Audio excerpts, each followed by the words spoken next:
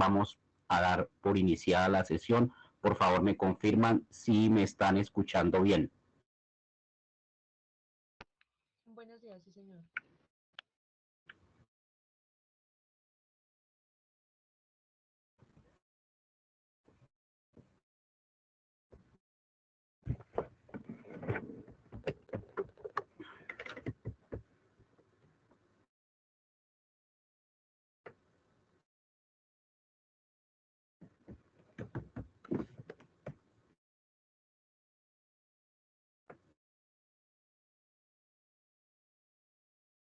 Por favor, me confirman si me están escuchando bien. Mejor dicho, si me están escuchando.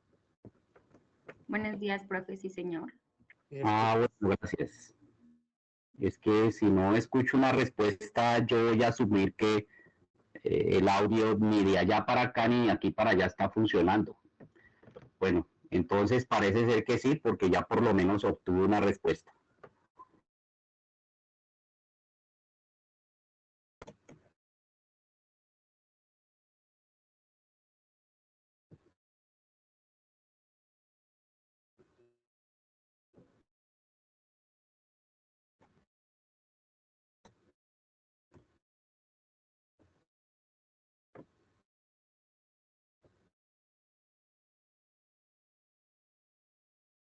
Bien, entonces voy a poner la presentación rápidamente para entrar en materia.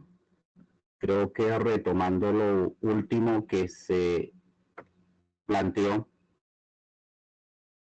en la parte conceptual en la clase inmediatamente anterior, que fue de carácter presencial.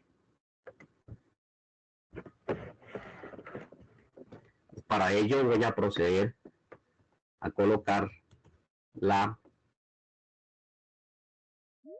presentación.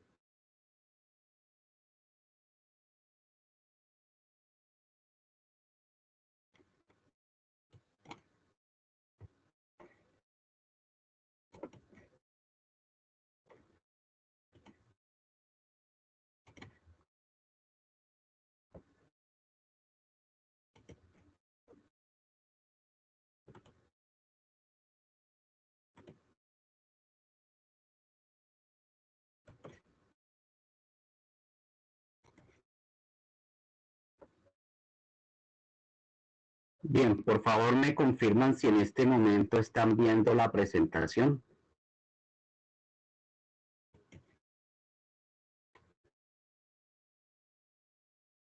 Sí, señor. Sí, profe. Bueno, perfecto. La confirmación la pueden hacer igual por chat, porque no sé si solamente me están escuchando y no les funciona el micrófono, o por micrófono, a quien les funciona el micrófono. Pero como que creo que alcancé a escuchar que alguien confirmó, entonces yo asumo que se está viendo en este momento.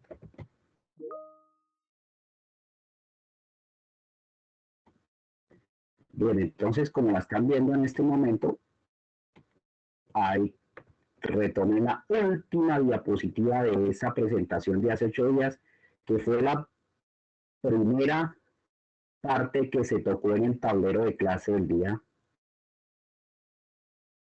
lunes de esta semana en la clase presencial.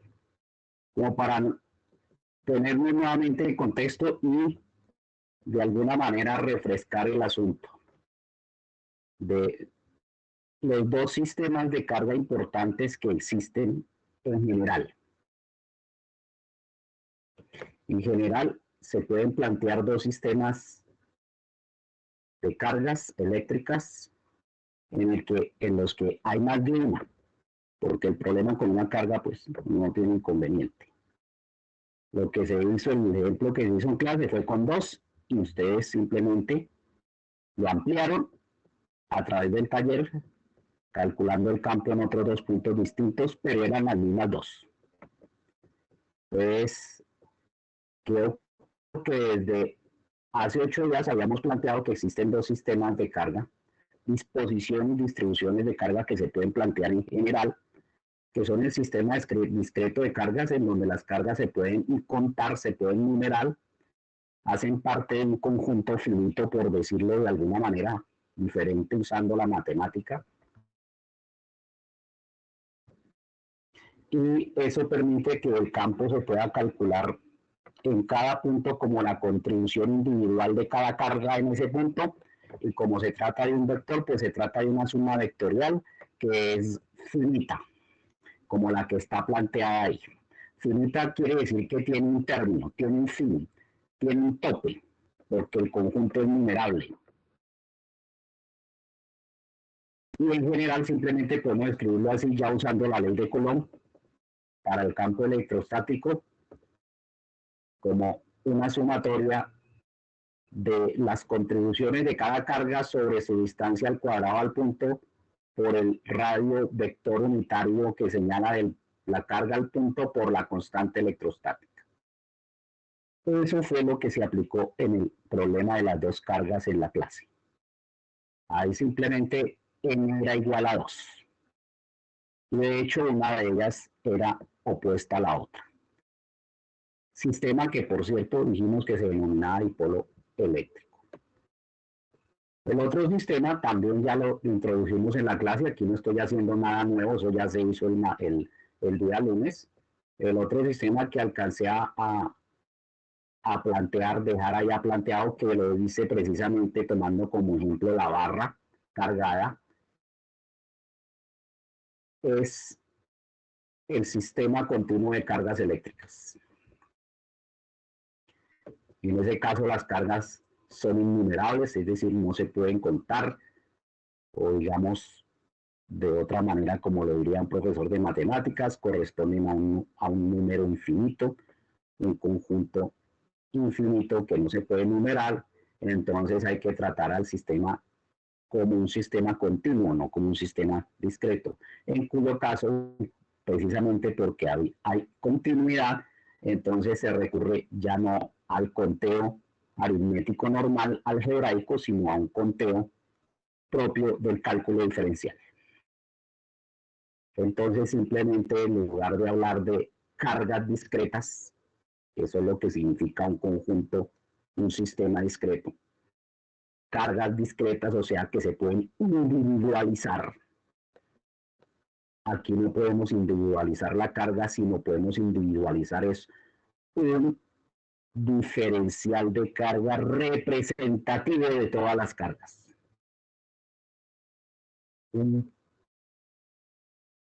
Una carga diferencial o un elemento infinitesimal de carga, como lo llaman en muchos textos, elemento infinitesimal de carga, que es prototípico, representa a todas las cargas distribuidas sobre esa barra o ese sistema continuo, que en este caso tiene una forma. Entonces, eso tiene mucho que ver con la forma, la manera como se va a resolver ese problema cuantitativamente, va a tener mucho que ver con la forma geométrica del sistema que alberga la carga, ¿no? Si es una barra, si es una lámina, si es un cilindro, si es una esfera, si es una semiesfera, si es un anillo, si es un anillo hueco, bueno, en fin. Eso ya lo hemos podido ir explorando esta semana a lo largo de la práctica de laboratorio, que está en consonancia más o menos con eso. Entonces a esto se le llama un sistema continuo de cargas. Se escoge una carga diferencial o un elemento infinitesimal de carga dentro de esa distribución. No importa cuántas cargas o cuánta carga haya contenida, el caso es que ese elemento diferencial, su magnitud tiende a 0, porque es el límite cuando tiende a 0, eso lo convierte en un diferencial. Eso se explicó en la clase, no voy a ahondar en eso, en la clase presencial del lunes, está a una cierta distancia del punto señalada por un vector posición que va desde el elemento infinitesimal hasta el punto, que se llama R, y que está direccionado por el radiovector unitario R gorrito. El punto, pues, es un punto en el espacio X, Y, Z, o sea, puede ser el espacio tridimensional, pero los problemas que hemos resuelto han sido, por ejemplo, en el espacio bidimensional, como el que se hizo el dipolo eléctrico, era en el espacio bidimensional, no necesitamos de ZI, recurrimos a X y Y nomás. El campo, el diferencial de campo en ese punto está representado por este vector, y es eso, un diferencial de campo, porque es un campo producido por un diferencial de carga, que obedece la ley de Coulomb, ¿no? Entonces, para hallar el campo hay que sumar todos esos campos infinitesimalmente pequeños. Como son infinitesimalmente pequeños, la suma es una suma infinita, y esa suma tiene un nombre, se llama integral. Es decir, es la suma de los diferenciales. Como los diferenciales son infinitesimos, son magnitudes infinitesimalmente pequeñas, pues al sumarlos, la suma da una magnitud infinita, se convierte en una suma infinita, la operación contraria a la diferenciación, ¿no? Y entonces ahí no hay que usar una sumatoria sino una integral. Entonces, para hallar el campo, usamos es una integral sobre toda la carga total de la barra, que hemos asumido que la vamos a llamar como la carga Q mayúscula, ¿sí? De todos los diferenciales de campo en ese punto. Es decir, del diferencial de campo, que se puede escribir de acuerdo con la ley de Coulomb como K por el diferencial de carga sobre la distancia al cuadrado por el radio vector que señala desde el diferencial de carga hasta el punto, ¿no? Se integran, como K es una constante, pues la constante electrostática, finalmente lo que siempre vamos a tener es una integral de dq sobre r al cuadrado r corrito, que eso viene a ser la integral de un vector, que tiene magnitud de q sobre r al cuadrado y la dirección es r gorrito. Entonces estamos aquí haciendo de cierta manera cálculo vectorial, ¿sí? Para la información de quienes estén viendo o vayan a ver esas asignaturas, ¿sí? Bien, eso ya lo habíamos planteado en la clase, entonces lo que vamos a hacer es aplicarlo. Entonces lo que voy a hacer aquí es un par de ejemplos, uno de uno y otro del otro, uno de un sistema discreto de cargas eléctricas y otro de un sistema continuo. El del sistema discreto, de hecho ya lo habíamos visto el lunes y ustedes hasta hicieron un taller con eso. O sea, allá lo planteamos de manera numérica. Se trata del dipolo eléctrico. Allá lo hicimos de manera numérica, es decir, esto tenía valores. Aquí no lo vamos a hacer de manera numérica, lo vamos a hacer de manera algebraica. Para la información de algunos, algebraica es que no se usa aritmética sino letricas, ¿sí? Es decir, variables, letras que representan variables algebraicas, que significa que podrían asumir cualquier valor. Desde el punto de vista de la aritmética, una variable es simplemente una magnitud que puede asumir cualquier valor. Entonces aquí lo vamos a hacer con números, pero esto no les va a resultar a ustedes novedoso porque eso ya se hizo en la clase del lunes y se hizo precisamente con números. Aquí lo vamos a hacer simplemente con álgebra. Entonces lo que estamos haciendo aquí es repitiendo lo que se hizo el día lunes.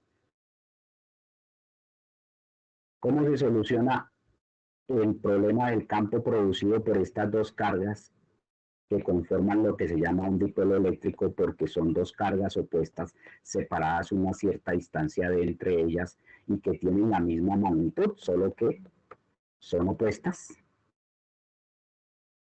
Y ese campo se calcula en un punto que está en una posición equidistante de las dos cargas sobre un eje que pasa perpendicular a la línea de unión entre las dos cargas. A ese eje aquí lo llamé eje Y porque el problema se va a convertir en un problema de 2D, de dos dimensiones, ¿no? Como se vio allá en la clase del lunes. Entonces, simplemente es hacer los pasos como se iba aclarando el día lunes. ¿Cuál era el primer paso? ¿Cuál era el segundo paso? ¿Cuál era el tercer paso?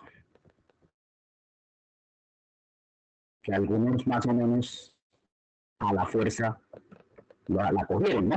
Porque cuando empezaron a hacer el taller, empezaron a preguntar qué es lo que hay que hacer. Yo les dije cuál es el primer paso, el segundo, y ahí ya a la fuerza fueron cogiendo la metodología para resolver el problema. ¿Cuál es la metodología para resolver el problema? Hacer una gráfica. Solo que en este caso no se llaman gráficas de fuerza, se llaman gráficas de campos, porque estamos representando una magnitud física que se llama campo. Entonces se hace un diagrama de campos en el punto donde se va a calcular el campo precisamente. Así como uno hacía un diagrama de fuerzas sobre el cuerpo al que le iba a calcular la fuerza neta en física 1. O hacía un diagrama de aceleraciones en la posición del objeto para hallar la componente en X y Y de la aceleración, o hacía un diagrama de velocidades para hallar la componente en X, Y o en Z, si lo había, en la posición donde el objeto se encontraba en ese momento, etcétera, etcétera. También puede hacer un diagrama de posiciones para determinar las componentes X, Y y Z de la posición de un objeto en el espacio. Así es esto también, igual, aquí no se ha cambiado nada. Por eso, cuando se introdujo este curso, se hizo énfasis en la importancia de esos conocimientos previos, ¿no? O sea, a nadie se le aconseja ver un curso de física 2 sin haber visto un curso de física 1. Porque lo que se diga aquí le va a parecer sánscrito antiguo, mandarín. No lo va a comprender, no lo va a poner en contexto nunca, porque es muy claro que es un diagrama de fuerzas, que es un diagrama de velocidad, que es un diagrama de aceleraciones, que es un diagrama de posiciones, entonces mucho menos va a tener claro que es un diagrama de campos, ¿sí? Pero también requiere el cálculo, porque como vemos más adelante cuando hagamos el segundo ejemplo, ese se resuelve con conocimientos de cálculo, ¿no? Bueno, entonces, aquí se hace lo que se hizo el lunes. Sobre el punto se hace el diagrama de campos.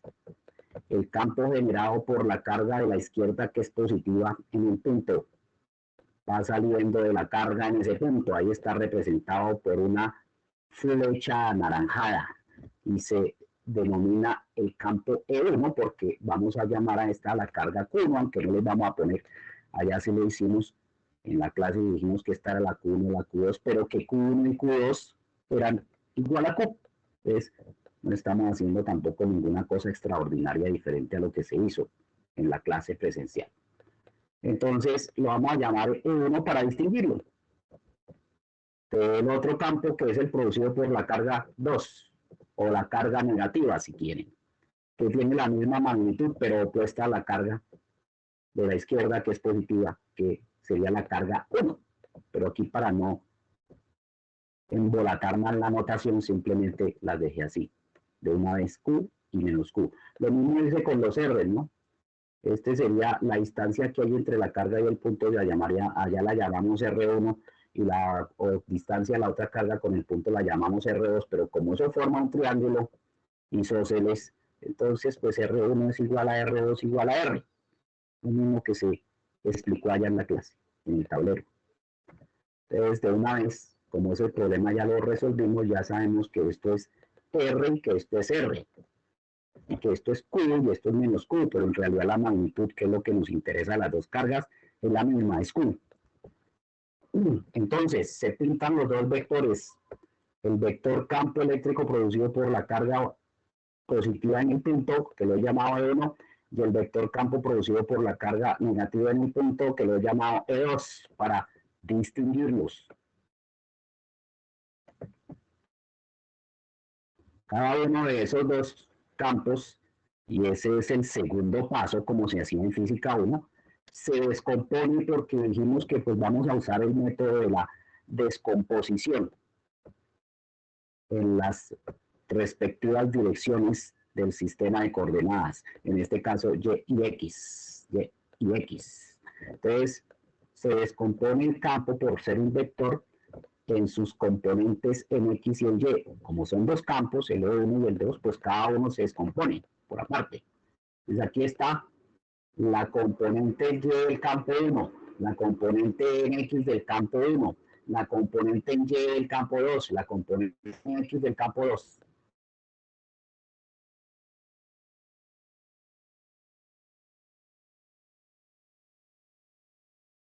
Vectorialmente uno ya de por sí puede plantear la sumatoria. La sumatoria. Ahí está, la sumatoria. Aquí está la sumatoria. El campo total en el punto P es la suma del campo 1 en P más la suma del campo más el campo 2 en P. El campo producido por la carga positiva en P más el campo producido por la carga negativa en P, que es reemplazando por la ley de Coulomb, que es el campo eléctrico electrostático, pues es K por Q sobre R al cuadrado de R gorrito más K por Q más K más Q sobre R al cuadrado por R gorrito. Como se ve ahí claramente, están Q y R y R. Entonces ahí uno podría simplemente escribir 2 veces K por Q sobre R al cuadrado de R gorrito. Recuerden que aquí está escrito de forma vectorial. Si yo quiero atribuirle el signo negativo a la carga, ahí estaría cometiendo un error. Entonces, aquí no se usan los signos de las cargas. El signo negativo es un atributo del vector y cuando yo pinto el diagrama, ya estoy pintando eso. Por ejemplo, aquí este vector va hacia la carga negativa. Este va desde la carga positiva. Ahí ya está el hecho de que la una es positiva y la otra es negativa. Entonces yo no tengo por qué meter signos aquí, porque estas coeficientes que están multiplicando a R gorrito son las magnitudes, normas o módulos de un vector, y las magnitudes, normas o módulos de un vector, según el profesor de álgebra lineal, son siempre positivas. Entonces no se les puede colocar ningún signo ahí en esa sumatoria, sino el de la propia sumatoria, que es un más. Pero se llama sumatoria, no se llama diferenciatoria, nada de esas cosas. Bueno, entonces aquí ya está implícito el hecho de que esto es negativo y esto es positivo. Entonces no puedo ir allá a meter signos algebraicos de ninguna clase. De hecho, cuando haga la sumatoria de los campos en X y en Y, estaré tomando en cuenta ese hecho. El hecho de que los dos campos en X señalan en la dirección positiva de X, entonces se suman. Mientras que los dos campos en Y, el de la carga positiva va positivo en el eje Y y el de la carga negativa va en la dirección negativa del eje Y, ahí se restarán como se hacían en las sumatorias de fuerzas de la física 1. Entonces ahí ya está metido ese hecho. Entonces aquí no tengo que poner nada. Esto es una expresión vectorial. Aquí no estamos tratando con métricas comunes y corriente, con variables algebraicas. Estamos tratando con vectores que tienen metidos variables algebraicas, como Q y R. O sea, en los vectores van metidas variables algebraicas escalares, como Q y R. Q es una magnitud escalar y R es la magnitud del vector posición. Como su nombre lo indica, la magnitud. Y la magnitud es un escalar. La magnitud de un vector es un escalar siempre. Bueno, entonces aquí hacemos lo que se hizo en la clase. Se plantea la suma en X. Entonces se cogen para hallar la componente total del campo total en ese punto debido a estas dos cargas, pues se suman las dos componentes en X que ya se proyectaron. Como ya están sobre un eje unas y sobre un eje las otras, ya podemos tratarlas escalarmente, ya no necesitan flechas ni nada de eso, porque están sobre un eje y un eje es un conjunto de números. Pueden ser naturales, reales, pueden ser el conjunto de todos los números reales. Esos son los ejes de coordenadas, eso se llama un sistema de coordenadas, ¿no? Y los números reales pues son escalares. Entonces aquí ya estamos tratando esto como si fuera un problema de álgebra de variables escalares. Y ahí estamos.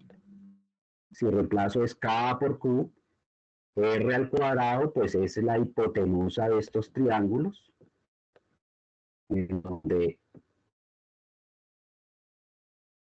esto es la mitad de D, o sea, de medios, porque entre las dos cargas es D, entonces pues la mitad es D, porque es un triángulo isósceles.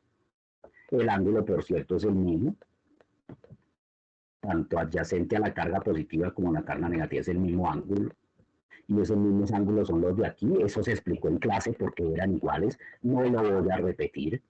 Eso es de octavo grado, recuerden.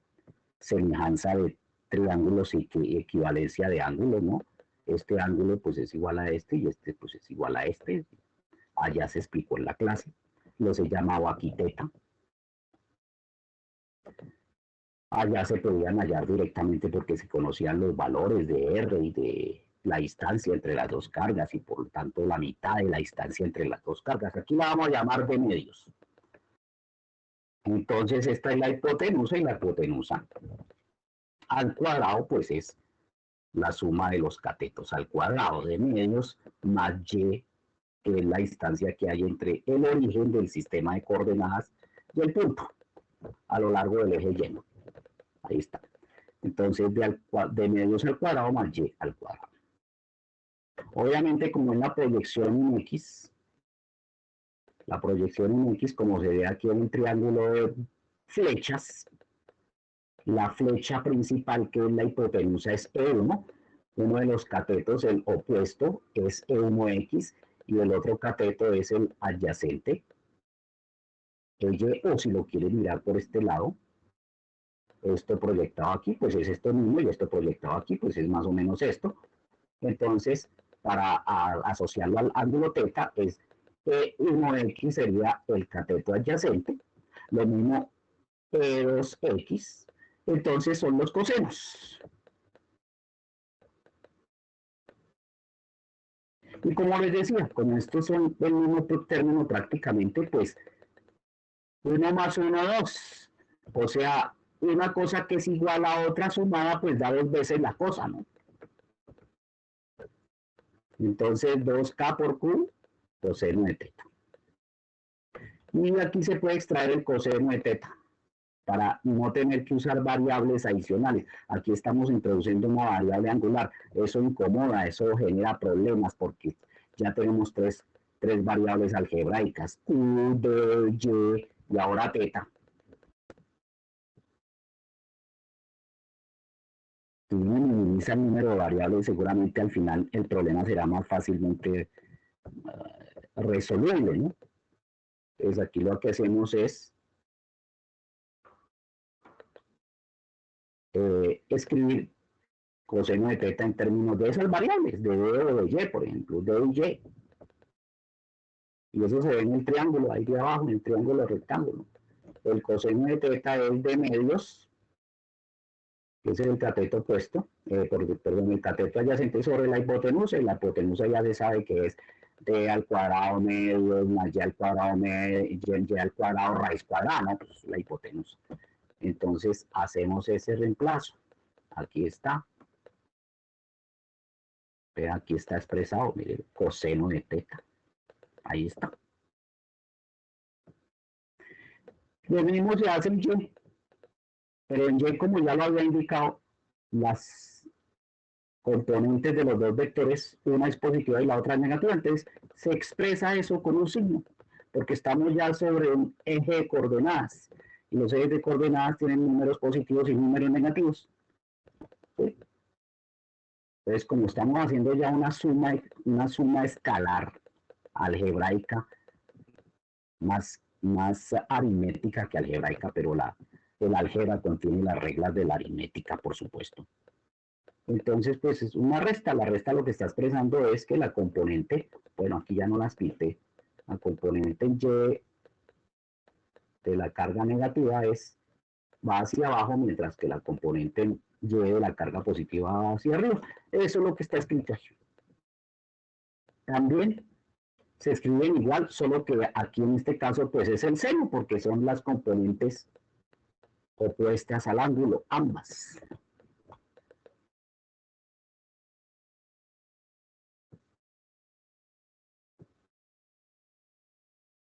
Y entonces, la primera ecuación, haciendo el reemplazo del coseno, queda así.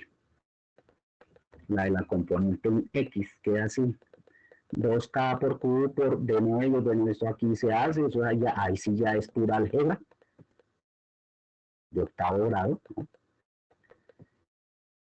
Leyes de los exponentes con igual base y toda esa cosa, pues, eso da K por QD, este 2 con este 2 se cancela, sobre este término que viene a ser D medios al cuadrado más y al cuadrado, y las leyes de los exponentes, pues 2 medios más 1 medio, pues 3 medios ahí simplemente. Esta sería la expresión matemática algebraica para la componente en X del campo si uno sabe cuánto vale Q, o sea, el valor de las cargas, que fue lo que se hizo en el problema numérico que se colocó en el tablero el día lunes. Se conocía el valor de la carga Q, creo que era de 1 nanocoulomb o algo así, o 2 nanocoulombs, o 12 nanocoulomb, no me acuerdo. Y la distancia entre las cargas, no me acuerdo cuánto eran, si eran 10 centímetros. Y la distancia del punto a la mitad entre las dos cargas, que también se conocía, decía yo, como la altura, se dijo, la altura de ese triángulo isósceles. Bueno, ustedes podrían verificar con esos números esta ecuación. Tiene que dar lo mismo que dio el día lunes, directamente reemplazando con los números. Pero aquí lo que tenemos es una expresión algebraica, es decir, la expresión nos permite hallar el campo en X para cualquier dipolo con cualquiera dimensiones en estas condiciones. O sea, aquí le podemos poner los números que queramos. Ese es el poder del álgebra sobre la aritmética, que generaliza. Mientras que la aritmética solo resuelve un caso, lo que llama la gente un caso. Nada más. Bueno, y si hacemos lo mismo con Y, pues es exactamente igual, ¿sí?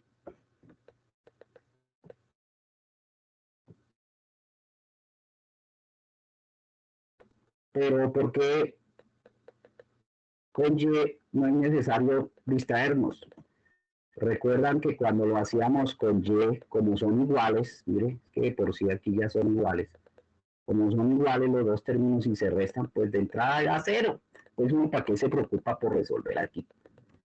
Reemplazar el seno y eso. Si ya hacia al primer golpe de ojo se ve que son iguales y eso hace.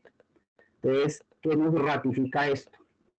El álgebra nos ratifica lo que nos decía la aritmética, que las dos componentes en Y son iguales y opuestas y se cancelan, y que solo va a sobrevivir la componente en X del campo. Eso quiere decir que la suma de estos dos vectores es este vector por el método del paralelogramo, que ya lo habíamos visto también aquí, está mejor pintado, más amplio.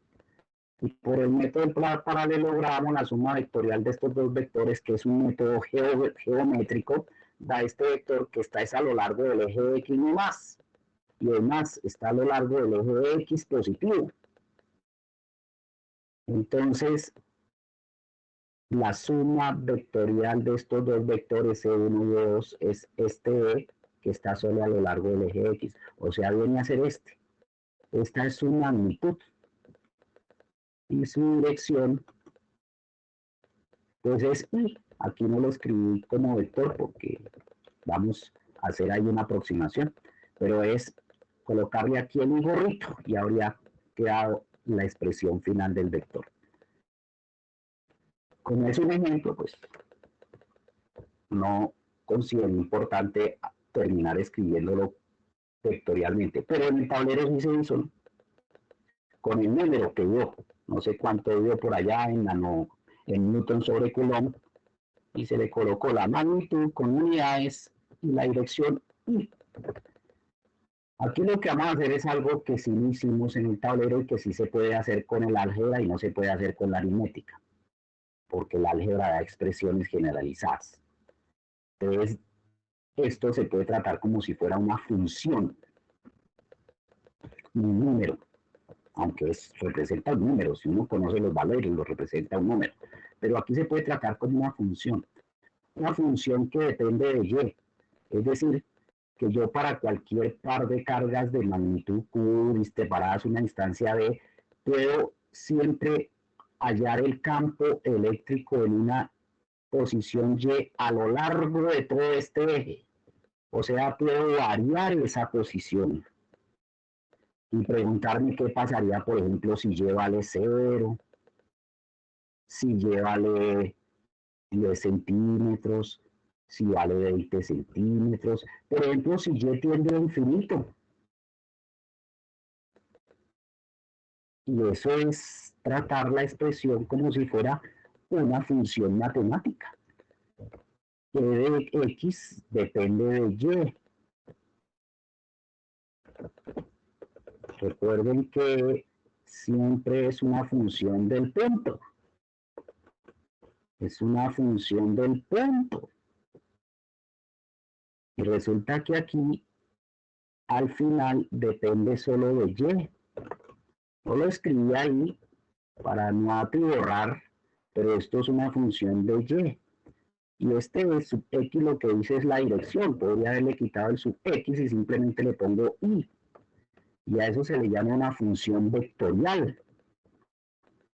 En ese caso, E flechita dependería solo de Y. Sería una función de Y sería igual a K por Q de sobre de medios al cuadrado más Y al cuadrado a la 3 medios y gorrito, que sería el vector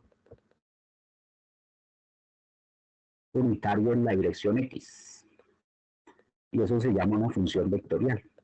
Pues yo puedo jugar, esa es la ventaja del álgebra sobre la aritmética, que la aritmética solo resuelve un caso y queda cerrado una vez hallado numéricamente, mientras que aquí queda abierta la posibilidad de que yo pueda decir qué pasa si Y es 0, qué pasa si Y tiende a infinito, qué pasa si yo hago el límite cuando Y tiende a 0 y qué pasa si hago el límite cuando Y tiende a infinito.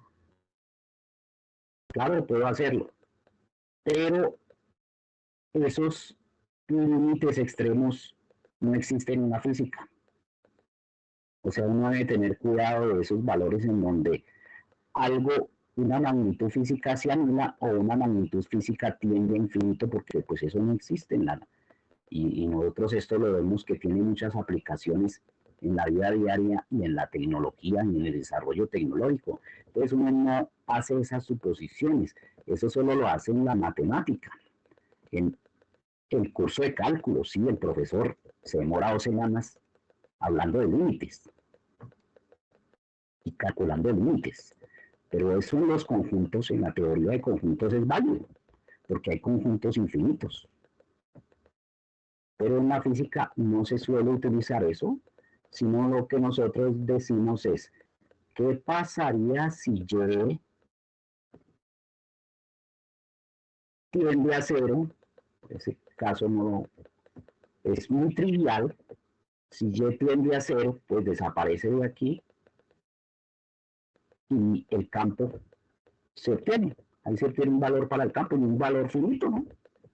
No va a dar 0. Aquí, en este punto, el campo no da 0. Eso es lo que descubro. Que si hago Y tender a 0, o sea, prácticamente Y igual a 0. Quedaría K por Q de sobre de medios al cuadrado a la 3 medios. Y si hago la operación, pues, del octavo grado de los exponentes y todo eso, se me da de medios al cubo. Y el 2 sube allá.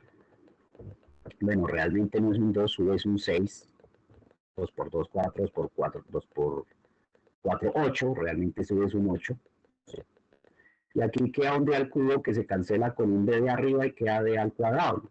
Entonces queda 8k por q sobre d al cuadrado. O sea, no va a 0. El campo aquí en todo este punto no se va a cancelar entre dos cargas opuestas, claro, no se va a cancelar porque en esta posición el campo producido por la carga negativa iría hacia ella y el campo producido por la carga negativa iría saliendo de ella, o sea, iría hacia la carga negativa, y dos vectores que van en la misma dirección se suman y dan un vector neto, no se están cancelando. Si uno de los vectores fuera hacia la carga positiva y el otro hacia la carga negativa, y tuvieran la misma magnitud, porque la carga de aquí a la derecha tiene la misma magnitud que la carga de aquí a la izquierda,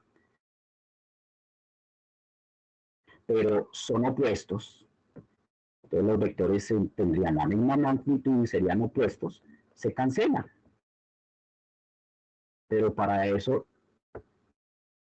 tendría que ser esta carga positiva y esta positiva, o esta negativa y esta negativa, o sea, eso sí ocurre entre dos cargas del mismo signo, que en el punto central entre ellas sí se cancela el campo y da cero, pero eso ya lo habíamos visto con las líneas de campo.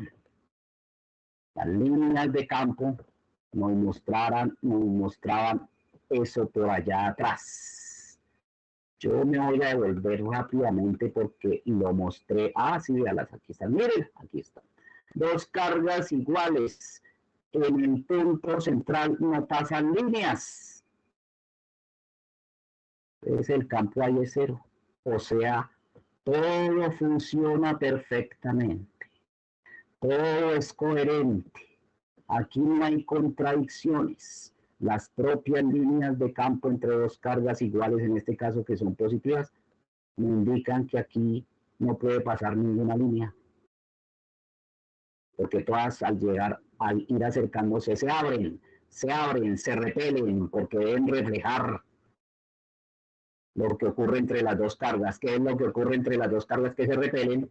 Pues las repelen. Entonces aquí no pasan líneas, y donde no pasa línea pues no hay campo, entonces ahí no puedo pintar un vector porque el vector es tangente al punto sobre la línea, y si no pasan líneas pues no pasa punto, y si no hay punto pues no hay vector. Entonces aquí tiene que ser cero el campo. Todo es coherente, todo funciona. La matemática, la representación, el álgebra, el cálculo, todo funciona. Mientras que aquí vemos dos cargas opuestas. Estas están en 3D, ¿no? Y mire que entre una carga y la otra sí pasa una línea por el centro, que va de la carga positiva a la negativa. Entonces en el centro sí debe haber un campo que va dirigido hacia la carga negativa, neto. Eso es lo que acabamos de descubrir usando el álgebra. Y aquí sí hay un campo entre dos cargas opuestas.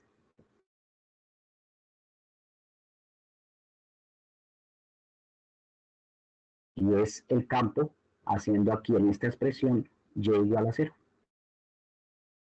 Y hacemos aquí y igual a 0, esto no da 0. Da es 8K por Q sobre B al cuadrado. Y así puedo jugar. Entonces, ¿cuál es el otro extremo? A mí me interesan los extremos. El otro extremo sería decir Y en un límite cuando Y tiene infinito, pero eso es en matemáticas. Así, aquí en física se dice Y muchísimo más grande que D. Es decir, que esta Y comparada con esta D es tan grande que estas dos cargas se ven casi juntas. Es decir, que me estoy alejando a lo largo del eje Y. Eso significa Y muchísimo mayor que D.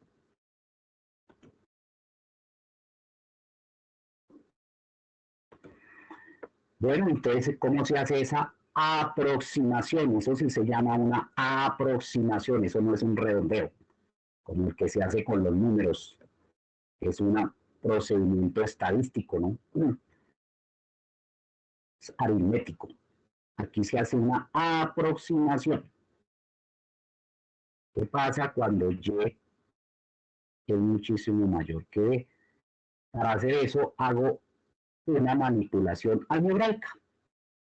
¿Cuál es esa manipulación algebraica? A la Y la factorizo.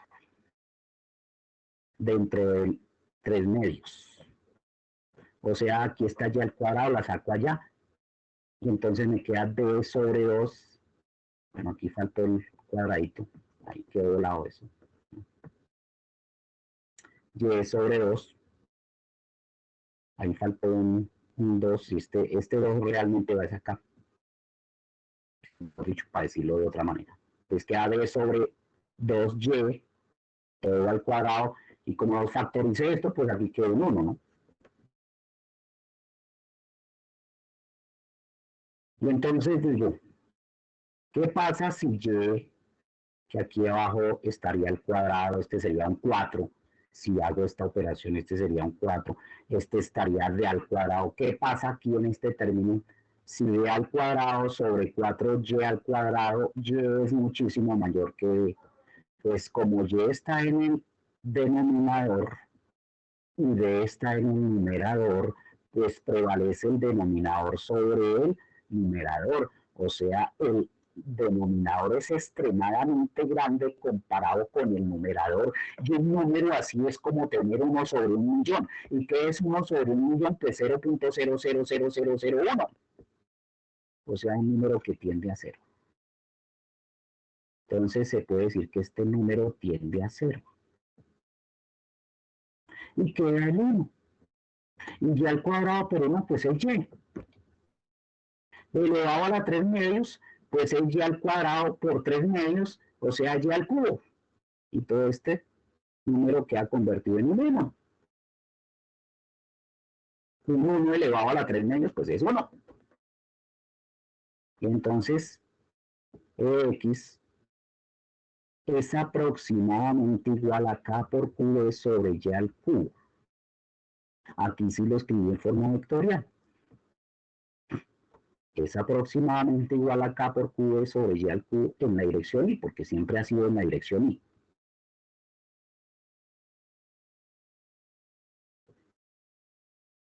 Y este tipo de aproximaciones las vamos a hacer muy seguido de aquí en adelante para ver cómo se comporta el campo, porque esto nos está diciendo, por ejemplo, que cuando yo estoy muy lejos de las dos cargas y las veo desde lejos, pues las voy a ver cada vez más juntas, más juntas, más juntas, más juntas la una a la otra. ¿Cómo va a ser el campo muy lejos de las dos cargas? Se comporta como un campo que varía con el inverso al cubo, no con el inverso al cuadrado, que depende de Q del valor de cualquiera de las dos cargas, que es el valor de cualquiera de las dos cargas, pero también depende de la distancia entre las dos cargas. Así sea en una distancia que desde lejos se ve muy pequeñita.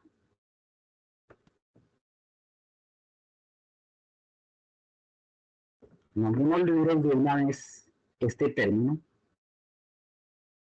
Q por D, que siempre va a aparecer ahí en esta expresión de un dipolo, Q por D se le denomina el momento dipolar eléctrico,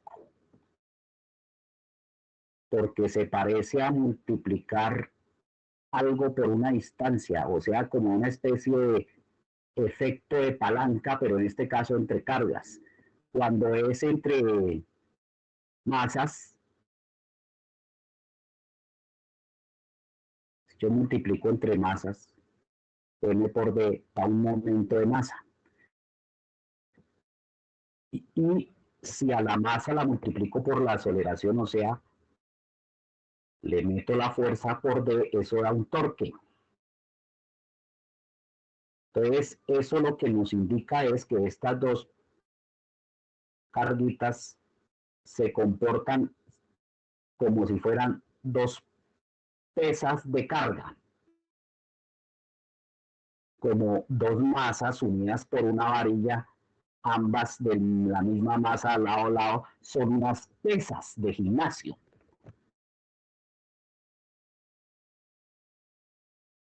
Y si uno pone las pesas en equilibrio, es decir, las apoya sobre un pivote que pasa por el centro, las pesas quedan balanceadas. Pero si yo muevo el pivote hacia un lado, como en el balancín de los parques donde van a montar los niños, pues entonces las pesas se van a inclinar. aquí pasa algo similar. Es decir, va a haber un torque neto, pues aquí pasa algo similar. Si aquí hay un desbalance electrostático entre las dos cargas, ellas van a tender a inclinarse y a alinearse con el campo que está produciendo ese desbalance. Y esa es la razón por la cual cuando yo froto la barra de plástico y la acerco a los papelitos están neutros porque la cantidad de carga positiva es igual a la carga negativa. Cuando yo acerco la barra, estoy acercando un campo eléctrico que va a desbalancear esto y los papelitos se desbalancean y se polarizan. Por eso a esto se le llama momento dipolar eléctrico. ¿Y qué va a ocurrir? Que si la barra atractora es positiva, la parte negativa del dipolo se va a inclinar hacia allá y la negativa se va a alejar. Entonces, esta pesita de cargas va a rotar, o sea, va a experimentar un torque y se va a orientar de modo que la carga negativa esté dirigida hacia la barra y la positiva lejos de la barra, porque la barra la está trayendo. Entonces, el dipolo salta a la barra y se pega. Entonces, lo que están haciendo los papeles es polarizándose y comportándose como un dipolo. Y eso se debe a este término de aquí. Por eso a ese término se le equipara con una especie de torque electrostático, por decirlo así, que hace que esta balancita, esta pesa de gimnasio de cargas, siempre tiende a orientarse en presencia del campo eléctrico en la dirección del campo, dependiendo si el campo va o viene. Es decir, si es producido por una carga positiva o una negativa, se va a orientar la negativa hacia el campo si es una barra cargada positivamente o la positiva hacia la barra si la barra está cargada negativamente. Entonces se comporta como una pesa de gimnasia, solo que electrostáticamente. Va a balancearse en este punto que es como una especie de centro de masa de las dos cargas. Bueno, eso es una aclaración importante que había que hacer. Está en los libros toda explicada, pero la mayoría pues de la gente no la toma en cuenta. Pero explica el por qué los papeles precisamente en presencia de un campo electrostático debido a una barra cargada o una peinilla cargada terminan inclinándose y pegándose a la peinilla. Explica muchas propiedades del agua. Recuerden que mencionamos que el agua, la molécula del agua por naturaleza, se comporta como si fuera un dipolo. Entonces eso permite que el agua sea un buen solvente, tenga muchísimas propiedades ese comportamiento del agua. Entonces este modelo matemático ayuda a entender muchas cosas, no es simplemente una operación que se hizo ahí de álgebra y vectores. Lo destacable, para ir cerrando, es que el campo muy lejos del dipolo varía con el inverso del cuadrado del cubo de la instancia. Es decir, que cerquita varía con el inverso del cuadrado, pero cuando yo me alejo mucho, el campo empieza a caer más rápidamente, porque variar con el inverso del cubo quiere decir que va a caer a medida que yo me alejo un pasito más, cae muy rápido. Es decir, si yo doblo la distancia, ya no va a caer 4 veces, va a caer 8 veces. Si yo triplico la distancia, ya no va a caer a un noveno de su magnitud, va a caer a un 27avo de su magnitud. Si yo cuadruplico la distancia, me alejo 4 veces, ya no va a caer el campo a un 16avo de su magnitud. Va a caer a un 64avo de su magnitud y así sucesivamente. Eso es lo que significa esto de acá. Bueno, les decía que este es uno de un sistema de cargas discreto compuesto por dos cargas. ¿Qué pasa si el sistema es continuo? Entonces vamos a ver el típico que ven todos los libros. Bueno, este lo trae el CIARS, el CERBU lo resuelve de otra manera. En los otros libros creo que no lo resuelven aquí, sino en la ley de Gauss. Pero para introducirlo necesitamos hacer una nota importante. Cuando vamos a usar esta ecuación para resolver un sistema continuo de carga, como el de la barra, debemos tener en cuenta que la carga está distribuida sobre la barra, sobre la varilla, inclusive sobre el disco del electroscopio, se distribuye toda la carga. Esas distribuciones de carga pueden ser de tres tipos. Si es una línea como una barra muy delgada y larga, se dice que es una distribución lineal de carga. Si es una superficie como una barra metálica, como una lámina metálica, el disco del electroscopio, que era una lámina metálica, se dice que la distribución de carga es superficial. Y si es un volumen, es decir, todo el objeto por fuera y por dentro está cargado, como por ejemplo eso se puede hacer con una bola de plástico o una bola de icopor o una bola de corcho. Entonces decimos que se trata de una distribución volumétrica. Cualquiera que sea el caso, esta carga o este diferencial de carga de Q, que también se conocen como elementos infinitesimales de carga eléctrica, se distribuyen de tal manera en el objeto que está cargado que producen algo que se llama una densidad de carga eléctrica. Es decir, una densidad es una cantidad de carga por unidad de longitud o por unidad de área o por unidad de volumen. Entonces existen tres tipos de densidades de carga eléctrica. Uno, si una carga total, Q total la distribuimos sobre esta barra, Q mayúscula, que es la carga total. Uniformemente, eso suele ocurrir en barras metálicas, porque en barras aislantes nos dimos cuenta que solo la zona que uno frotaba se cargaba, la otra no. Pero en general, podría ser uniforme o no. Si uno la distribuye sobre un volumen, es decir, todo el volumen está lleno de carga distribuida de manera uniforme, o podría ser que no. En ese caso se define un tipo de densidad de carga que se llama la densidad de carga volumétrica, que se representa con la letra ρ griega y se puede escribir así. Si es uniforme, Q total sobre el volumen total. Si es un pedacito, la carga que hay en ese pedacito sobre el volumen que ocupa.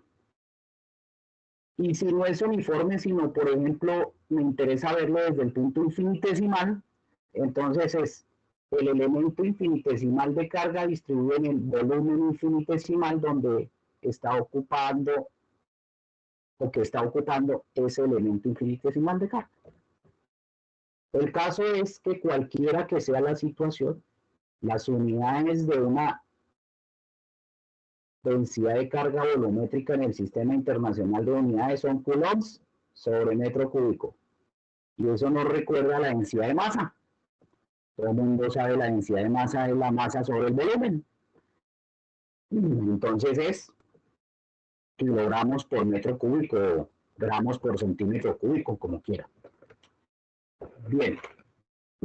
Pero aquí esta no es la única densidad. Dijimos que podría haber también una sobre una superficie. Si una carga total Q se distribuye uniformemente o no sobre una superficie, o sea, sobre un disco metálico estaría distribuida uniformemente, sobre un disco de plástico estaría distribuida solo en la zona que uno frote, y así sucesivamente. Entonces, si esa superficie tiene un área A la densidad de carga superficial sigma, aquí se usa la letra sigma, se define como la carga sobre el área.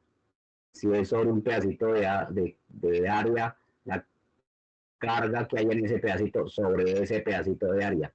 Y si es infinitesimal, que es en los casos en que la carga no está distribuida uniformemente, entonces uno estudiarla infinitesimalmente, entonces es el elemento infinitesimal de cargas o el elemento infinitesimal de área.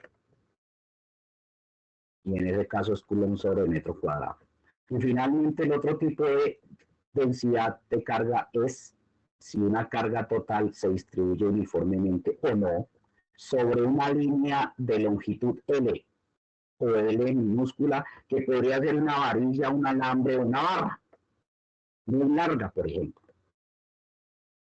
Entonces, en ese caso, la densidad de carga lineal, que aquí se representa como lambda, se define como lambda igual a Q sobre L, si es sobre toda la carga, sobre toda la barra, sobre toda la longitud de la barra, o de la varilla o del alambre.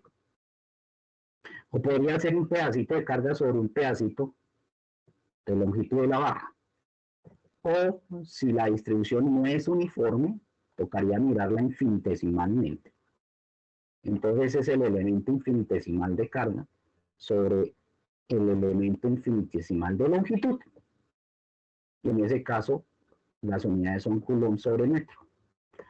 Con eso ya, ahora sí podemos mirar el segundo ejemplo. Es el campo electrostático producido por una línea con carga. Esa línea puede ser una varilla muy larga, que puede ser una barra de plástico de vidrio muy larga. Más que barra parece es un alambre, porque seguramente es muy largo, o una varilla. Y alguien se ha tomado el trabajo de frotarla toda uniformemente y cargarla.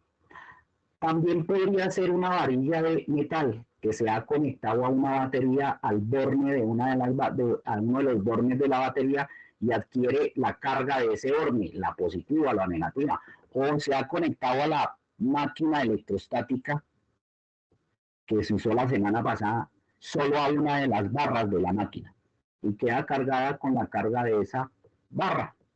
Entonces podría ser una barra metálica o una varilla metálica, o podría ser una varilla de un material aislante.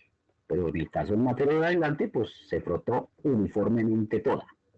Eso generó una carga uniforme a lo largo de toda la línea, así la vamos a llamar, para generalizar, para no hablar de barra, varilla y alambre. Una línea. Y la carga total que tiene esa línea es Q, mayúscula. Esa línea tiene una longitud L, pero yo la coloqué en un sistema de coordenadas XY, de modo que la mitad esté por encima de X sobre el eje Y y la mitad está por debajo de X sobre el eje Y. Eso quiere decir que los límites de la varilla en el sistema de coordenadas, porque está ubicada en un sistema de coordenadas, es que su extremo inferior está en menos L medios a lo largo del eje Y, y su extremo superior está en L medios o más L medios, si quieren, por el lado positivo del eje Y. Eso quiere decir que el origen del sistema de coordenadas está en la mitad de la barra. Y de ahí, de ese origen perpendicular a la barra, sale el eje X. Bueno, la parte positiva del eje X, porque la parte negativa no la necesitamos, estaría a la izquierda, ¿no? Bien, entonces aquí lo que se busca es hallar el campo en el punto P a lo largo del eje X, producido por toda esa vara o toda esa línea de carga con una carga total Q. Como es una distribución continua de carga, no se puede hacer por sumatoria. Toca usar el cálculo. Entonces, aunque el método matemático es diferente, el procedimiento es el mismo. La metodología es la misma, los pasos son los mismos. ¿Cuál es el primer paso? el primer paso es elegir el causante del campo. En el sistema discreto era cada carguita. Aquí es un diferencial de carga. Porque si uno hallar el campo, tiene que atribuírselo a un responsable. Aquí el responsable es un elemento diferencial de carga. Una vez definido el elemento diferencial de carga, que aquí lo escogí en la parte positiva para no meterme con signos negativos, de la varilla, o sea, la parte que está sobre la zona positiva del eje Y, lo escogí acá a esta instancia del origen. Esa instancia es una instancia cualquiera entre el origen y el extremo de la barra, que está en el medios. Entonces es una instancia Y variable. Y variable. En este caso, aquí. Ese elemento infinitesimal de carga abarca un pedacito de la barra. Como la carga es infinitesimalmente pequeña, pues la longitud de la barra es infinitesimalmente pequeña. Es decir, el elemento infinitesimal de carga o diferencial de carga ocupa una longitud de la carga infinitesimal, o sea, un diferencial de longitud a lo largo de Y, porque la barra está a lo largo de Y, que lo he llamado de Y.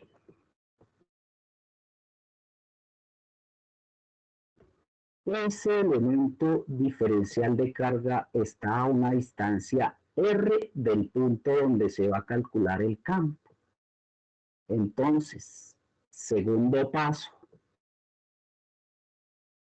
sobre el punto se pinta el vector diferencial de campo producido por este elemento diferencial de carga. Como es positivo, va saliendo de la carga. Y aquí está el vector diferencial de campo en ese punto producido por este diferencial de carga. El resto es una construcción geométrica que hago como ayuda. Entonces, el punto a lo largo del eje X está a una distancia X del origen. Y ahí se forma claramente un triángulo rectángulo en donde la hipotenusa es R, uno de los catetos es X y el otro es Y. Como se hacía también en las distribuciones de carga discretas. Y lo mismo que allá, este es un problema en 2D, entonces el diferencial de campo tiene dos componentes, una a lo largo del eje X, de X, y otra a lo largo del eje Y, de Y. Ya los puedo escribir como escalares, ¿no? La longitud de esta flechita es de X y la longitud de esta flechita es de Y, o sea, es la magnitud de este campo diferencial y este es la magnitud es este de Y, que es ese campo diferencial. Y ahí definir provisionalmente, como dice en el dipolo, provisionalmente definir un ángulo,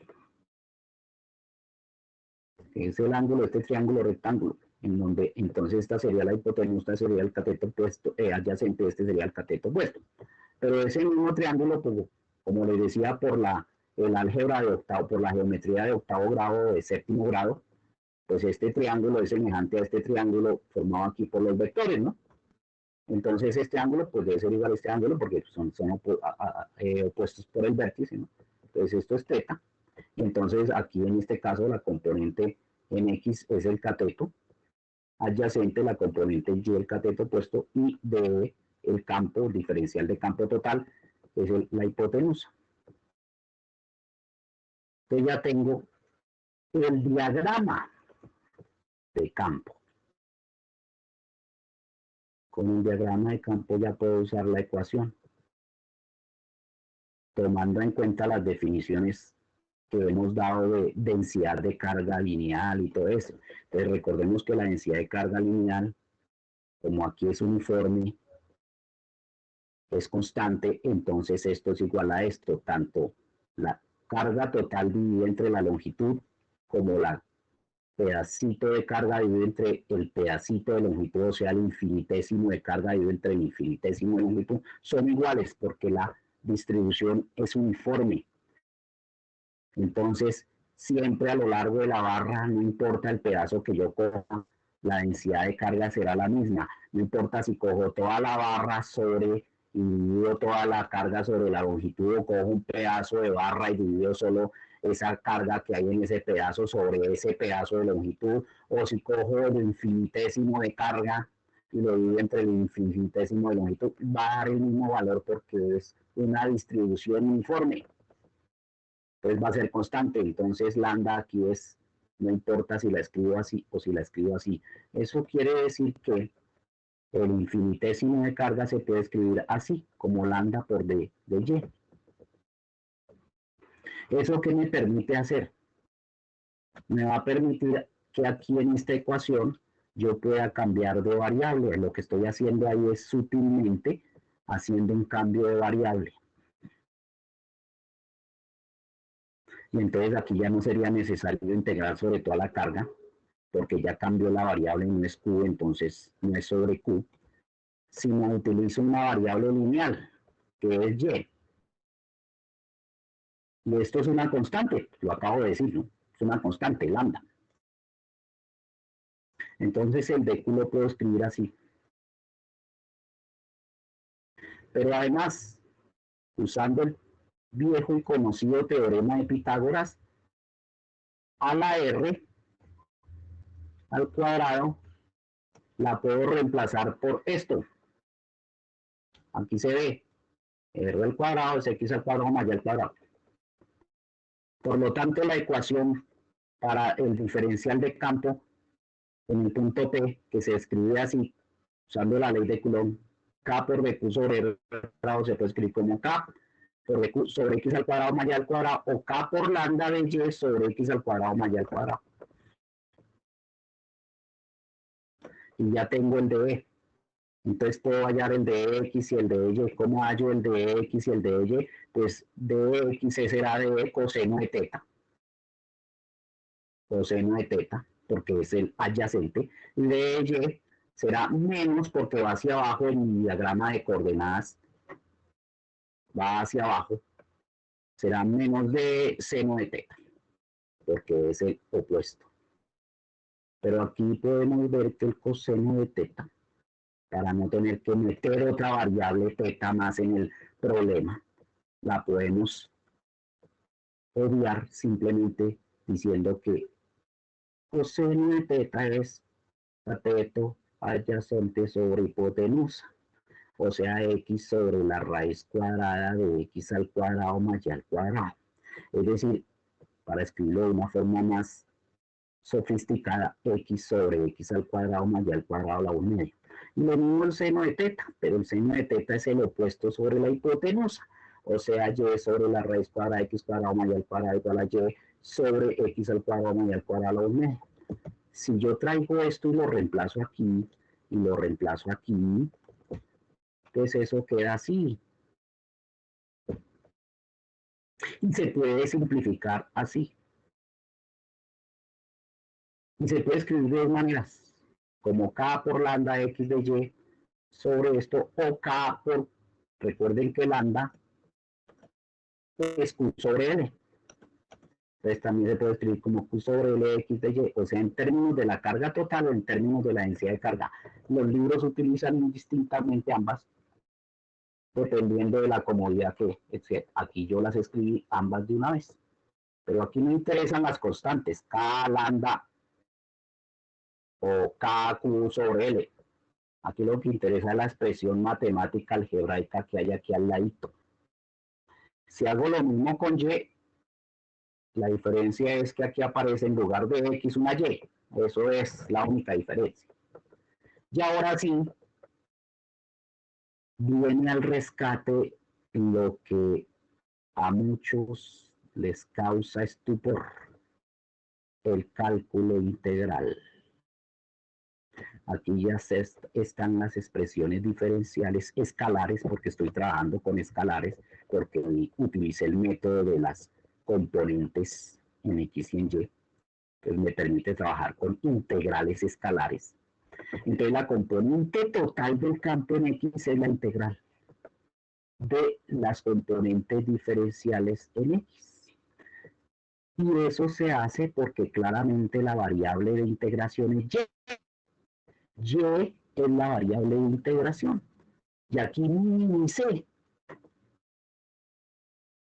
la dependencia de X y de Y solo a esa variable. Entonces, como es la variable de integración, y la barra va desde menos L medios a L medios, entonces la integral se hace entre menos L medios y L medios. O sea, la integral queda así. De una manera usando lambda o de la otra manera usando Q. Se sacan las constantes. Si la variable de integración es Y, entonces X es una constante. Todo el mundo sabe, ¿no? Y es la variable de integración, entonces X no tiene velas en ese entierro. Así aparezca aquí. Es una constante. Eso es parte del curso de cálculo integral y diferencial, y ustedes seguramente la mayoría ya tienen esos dos cursos aprobados. Entonces, se sacan esas constantes. Y aquí, pues lo mismo, ¿no? Si se escribe en términos de Q, pues se sacan las constantes. ¿Y qué queda? La misma integral, sea las constantes estas, o sea, las constantes, la misma integral, la misma integral. En el caso de Y, se hace exactamente lo mismo. Solo que aquí aparece una Y. Y la variable de integración es Y, entonces esa Y sí no se puede sacar alegre y olímpicamente. K y lambda sí, porque son constantes, ¿no? Entonces aquí está inscrito en términos de lambda, aquí está inscrito en términos de Q, entonces en la primera saca a lambda y queda esta integral. O se saca en la segunda en términos de Q, K por Q sobre L y se queda esta integral. O sea, las integrales son las mismas. Ahí, hasta ahí, el problema era de física. De aquí en adelante, el problema es un problema de cálculo. O sea, uno podría decir, hasta ahí como concepto físico llego yo. De aquí en adelante ustedes son los expertos. Ustedes son los expertos en resolver esto.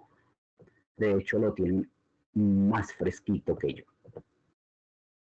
Porque o lo vieron recientemente o en el caso de los que hayan tenido problemas con eso, lo están viendo. Entonces ahí termina la física y empieza el cálculo y el álgebra. Entonces yo voy a hacer aquí simplemente referencia, las traigo, las pongo otra vez ahí, ambas en X y en Y. Y voy a hacer solo mención, porque ustedes son los expertos en eso. La primera se resuelve por sustitución trigonométrica. La dejo de tarea y ojalá que me cuenten el lunes. Y la segunda, si uno mira, si como tiene fresquito los conceptos del cálculo integral, pues esa se ve claramente que se resuelve por cambio de variable, ¿no? Y aquí se sugiere el cambio de variable, ¿no? Por ejemplo, convertir x al cuadrado más y al cuadrado en omega, o w, si quieren llamarlo. Sí, para no usar z, para no confundir aquí con un cambio de variable. Podría ser u también, o b, como lo hace el profesor de cálculo. Y por supuesto, pues al hacer la derivada, pues como x se comporta como una constante, pues queda de w igual a 2y de y, ¿no? Y aquí aparece el término y de y, que es el que nos interesa aquí. Y entonces esa componente en y, porque la de x se las dejo ahí de tarea, porque es una sustitución trigonométrica.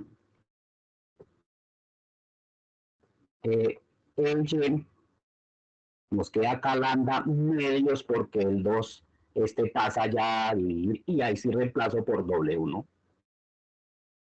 se pasa ya a dividir para y de y es de w medios, entonces de w medios pues queda dentro de la integral y el 2 pues se queda aquí por fuera. Cambian por supuesto los límites, ¿no?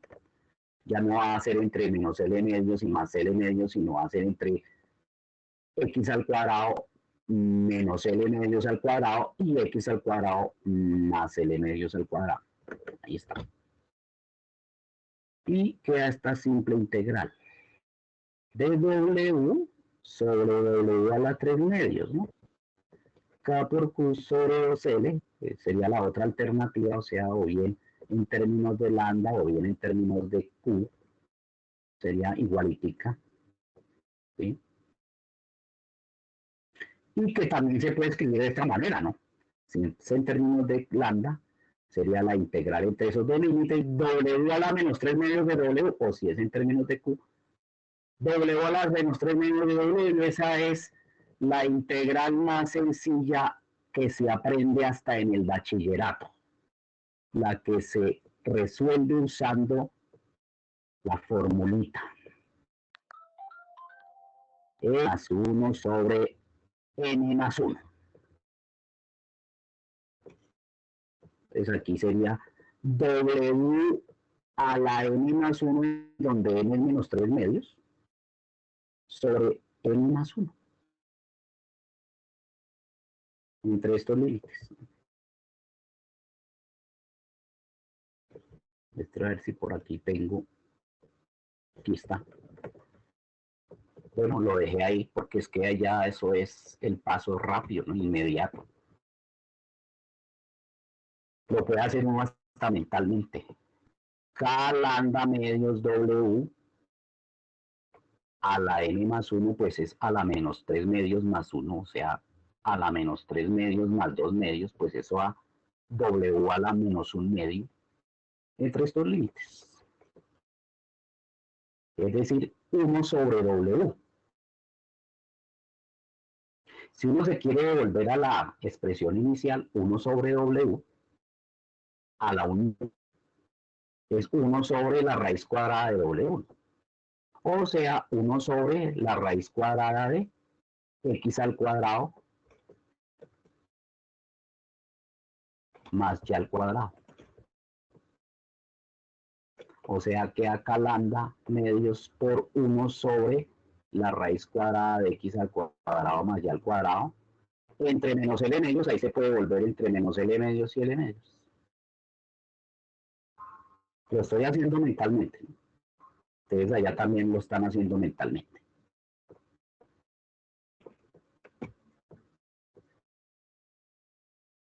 Entonces, si lo estamos haciendo mentalmente,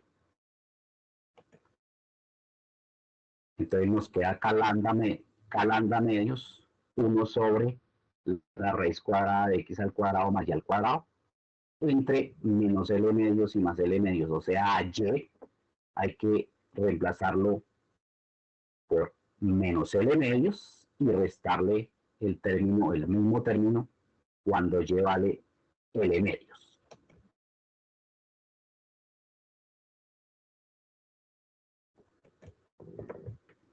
Bien. Entonces, eso nos da, estamos haciendo mentalmente, K lambda como factor común. Medios. K lambda menos, o si quieren KQ sobre 2L como factor común, porque son constantes. Cuando y vale L medios, quedaría x al 1 sobre la raíz cuadrada de x al cuadrado más L medios al cuadrado. Menos cuando y vale menos L medios al quedaría 1 sobre la raíz cuadrada de x al cuadrado menos L medios elevado al cuadrado. Y resulta que un número negativo elevado al cuadrado pues es lo mismo que L medios, entonces los dos términos son iguales. Los dos términos que está multiplicando K lambda medios o K por Q sobre 2L son iguales y se están restando. Conclusión. Usando solamente una operación mental, nos damos cuenta que Y da 0.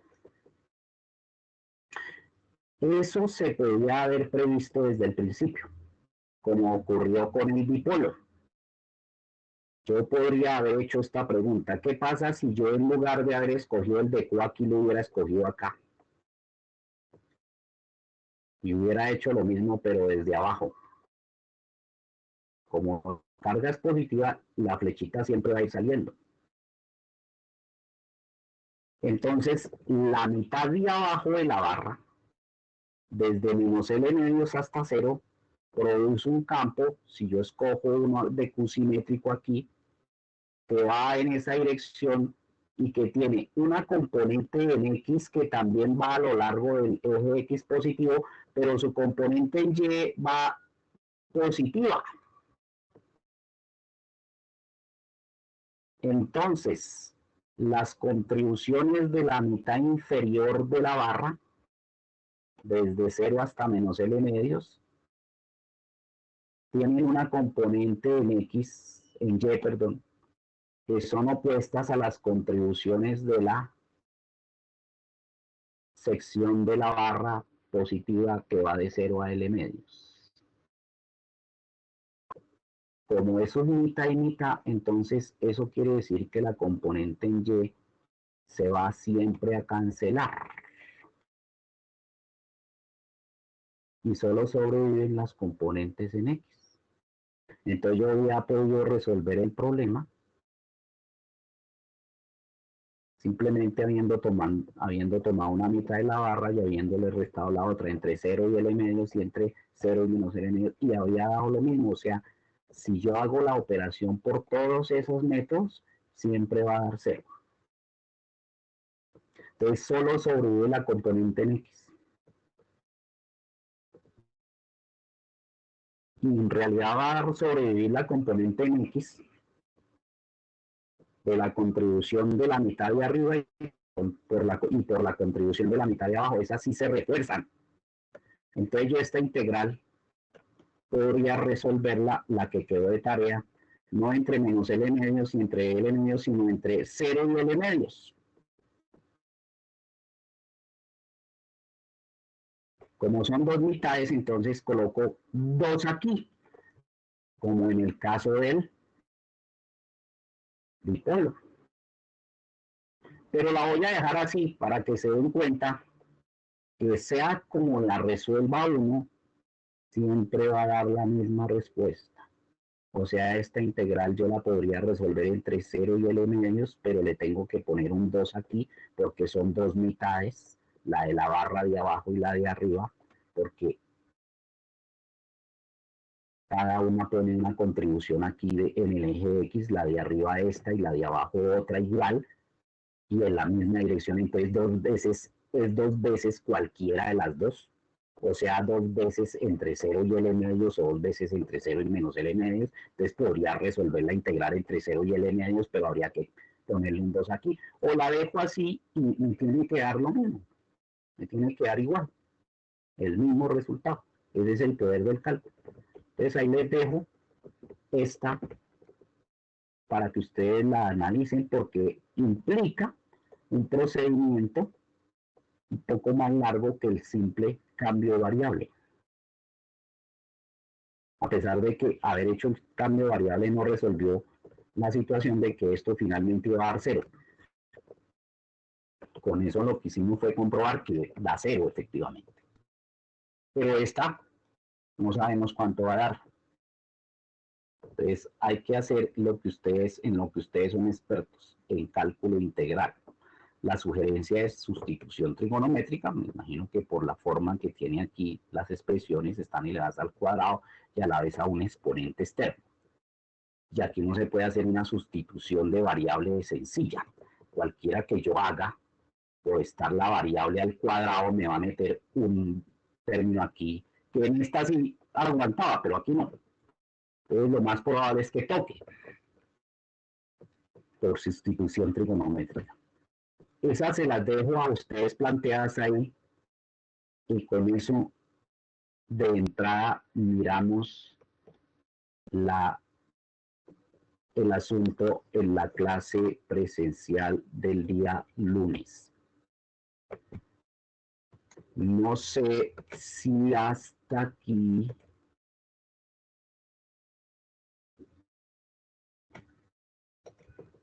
se tenga alguna inquietud.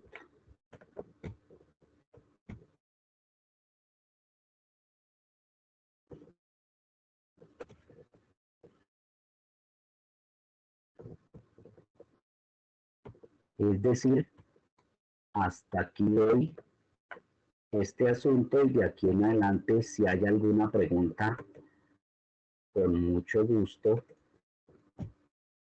pueden plantearla.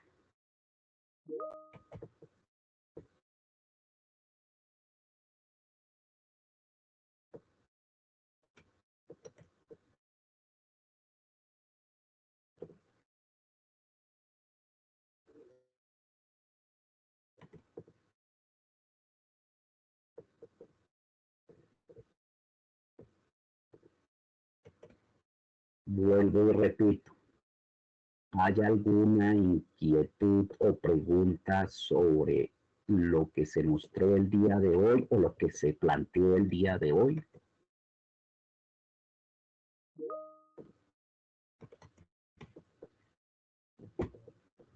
Puede manifestarse la inquietud vía micrófono o vía chat.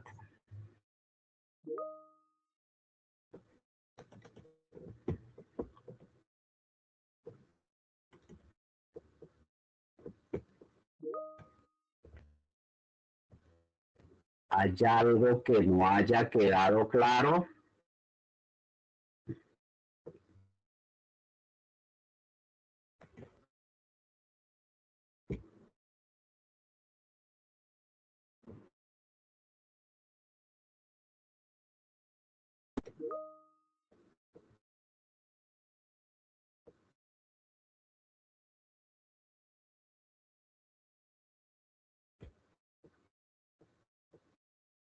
Bueno, asumo que por lo que expresan dos o tres ahí en el chat, pues esa es la opinión generalizada, o sea, me parece fantástico que haya quedado claro y que eso se vea reflejado de aquí en adelante, especialmente en la clase de la próxima semana presencial. O sea que eso quiere decir que retomaré el asunto donde está y no habrá nada que aclarar. Y que lo que se haga de ahí en adelante, que tiene que ver con esto, porque serán problemas similares, pues será más expedito y más rápido, ¿no? Más eficiente, porque ya quedó clara esta que es uno de los ejemplos típicos, pues los demás entrarán más fácilmente. Por lo menos ya habrá una familiaridad que no implicará hacer retornos atrás, ¿no? En el tema. Muy bien, pues todo está claro. Alguien me pregunta ya que si se pueden compartir estas diapositivas. Pues esto está en los libros, ¿no? Esto yo lo estoy sacando los libros, pero sí, yo les puedo enviar. Yo no voy a abrir, yo les dije que yo no voy a usar el drive que utiliza esta plataforma, porque de hecho es una plataforma que me parece muy complicada. Es una plataforma muy pesada, terriblemente, no sé, ineficiente, por decir, por usar una palabra. Es la plataforma más ineficiente que yo he utilizado de la pandemia para acá. Desde que hubo necesidad por obligación de usar plataformas. La más lenta se demora cargando hasta media hora solo la videollamada desde el momento en que le pico en el calendario puede demorarse casi media hora solo cargando la videollamada, lo cual me parece terrible. Eso no ocurría con Google, no ocurría con otras videollamadas, ni siquiera con Zoom, que también es de propietario, o con otras que son de software libre como Big Blue Button, que es la que utilizan en el sistema Moodle de la universidad. O otras gratuitas como Jet Suite y otras de ese estilo, ¿no? Es la peor, lo tengo que confesar y lo digo sin miramientos. Es la peor de todas las plataformas que he tenido que utilizar. Sobre todo porque toca cargarla por navegador, porque empieza a molestar que baje las aplicaciones y a mí no me gusta usar aplicaciones. Entonces, no les voy a enviar eso por ninguna aplicación de esta plataforma. Ya de por sí abrir el solo correo es un problema. Abrir el calendario es un problema. Abrirla como tal es un problema. Entonces, se las envío por correo, pero entonces para que el correo no se atiborre, porque con documentos tan pesados, yo voy a hacerlas extensas, salvo la segunda que es como de 12 diapositivas, esta ya es como de 20. Las voy a tratar de hacer solo en un documento y se las envío. Con eso por lo menos tienen ese material de estudio, pero como les vuelvo y les repito, eso es extraído de los libros. Esta, por ejemplo, la extraje del C.R. Szymanski, mientras que el dipolo eléctrico lo extraje del Serway. Ese es extraído del Serway. Pero como aquí, pues, no nos vamos a ceñir a un libro, sino a varios. Algunas veces recurrí a otros textos. En los ejemplos de de la segunda presentación, hubo ejemplos de 3 o 4 libros diferentes. Entonces, yo se las envío, no les prometo si alcanzo hoy, pero yo se las envío por correo porque no voy a usar ninguna otra aplicación. No me gusta realmente la plataforma de Windows. Ya dije que en un Drive no. Ya dije que no voy a usar el Drive de esta plataforma. Eso quiero que quede claro. No me gusta la plataforma. Escasamente uso la videollamada porque toca, porque está vinculada a los correos electrónicos institucionales, no más.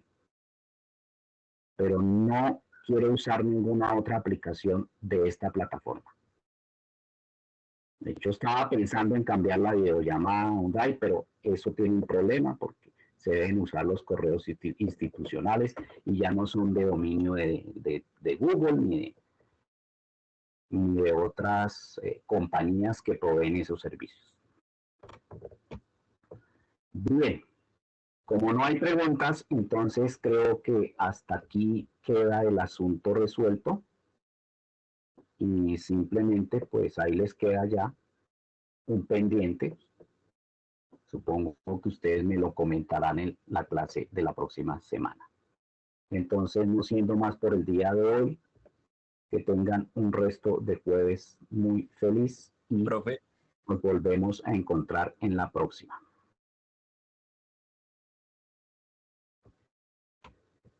profe, Sí, síganme rápido, yo ya iba a cerrar. profe, qué pena, es que, buenos días, es que hasta el día de hoy me añadieron pues la materia de física 2 con usted. Bueno, no sé, ahí no sé, no tengo ni idea. Pues, hay un problema, no sé hasta cuándo añaden gente y yo no tengo, tiene que ponerse al día, no sé. O sea, yo ya voy cerrando el tema de campo eléctrico, pues no, ante eso no puedo hacer absolutamente nada. Estamos en la 4ª semana de clase.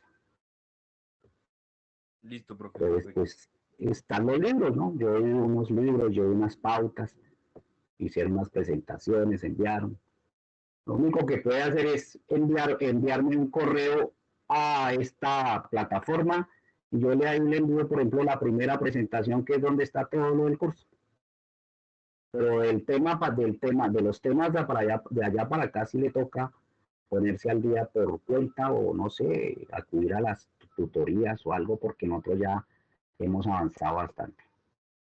Ya vamos en 2 prácticas y ya estoy cerrando el tema en campo eléctrico. Entonces, no, es todo lo que le puedo decir. Listo, profe, perfecto. Bueno, No hay problema. de nada, Gracias, buen día. hasta luego. Hasta luego, profe, buen día. Hasta luego. Hasta luego, profe, gracias. Hasta luego.